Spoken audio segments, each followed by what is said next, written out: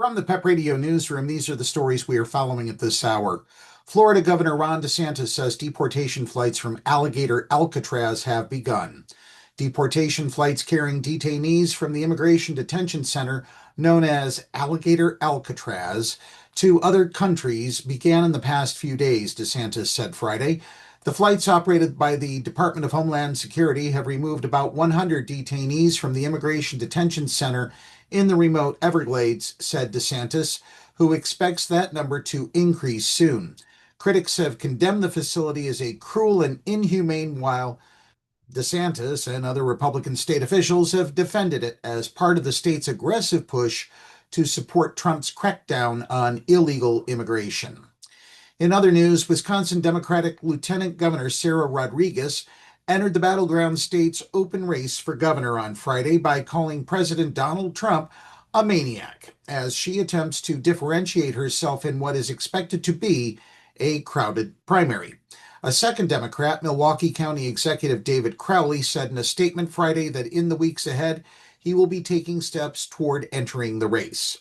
Wisconsin's 2026 governor's race is open with no incumbent running for the first time since 2010. Democratic Governor Tony Evers announced Thursday that he would not seek a third term. Both Rodriguez and Crowley would make history if elected.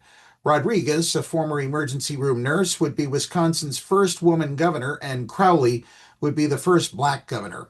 Several other Democrats are expected to join the race. Meanwhile, here in Pennsylvania, the Pride Festival of Central Pennsylvania is set to take place this weekend, but before the celebration begins, the community gathered in Harrisburg to remember those who have lost their lives. Dr. Eric Selvey, president of the Pride Festival of Central PA, said, "We're hoping to bring people together. We're all about building bridges." He emphasized the inclusivity of the festival, stating, "We want to let people know, hey, there's a place for you at the Pride Festival." Selvey further explained the purpose of the vigil, saying it is in remembrance of those that we have lost over the past 2, 3, 4, 5, 6 decades, either due to AIDS or breast cancer, domestic violence, gun violence.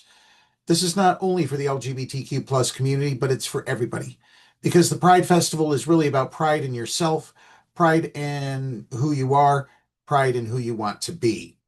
Lancaster native Joanne Carroll shared her personal experiences at the vigil, highlighting the challenges faced by the trans community. The trans community faces a lot of homicides, but probably the worst situation is suicide. "I know I faced that down 4 times myself," Carroll said. Reflecting on her own journey, Carroll said, "I just finally decided that living was way better than putting the burden of my suicide on my family, so that if they couldn't live with me being a trans woman, then I'm sure to heck, and to be able to deal with that a lot better than if I was dead."